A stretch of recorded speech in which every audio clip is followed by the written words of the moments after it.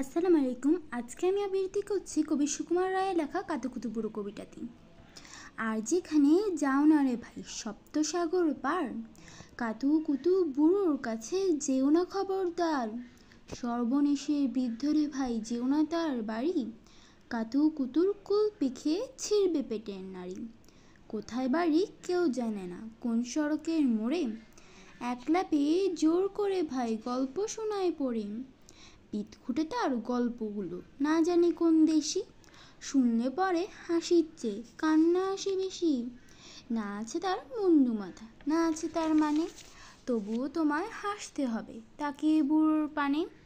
কেবল যদি গল্প বলে তাও থাকা যায় সইম, গায়ের উপর সুরসুরি দেয় লম্বা পালক লয়ে।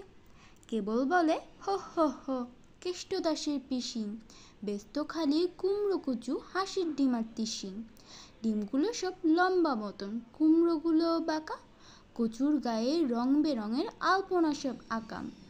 অষ্টপ্রহর গাইতো পিসি আওয়াজ করে মিহি, মা মা মা বাকুম বাকুম ভো ভো চিচি। এই না বলে কুটুত করে চিমটি কাটে ঘাড়ে, খ্যাংরা মতন আঙুল দিয়ে খোঁজায় পাঁজর হাড়ে। তোমায় দিয়ে সুরসুরি সে আপনি লুটিপুটি, যতক্ষণ না হাসবে তোমার কিচ্ছুতে নাই ছুটি। ধন্যবাদ।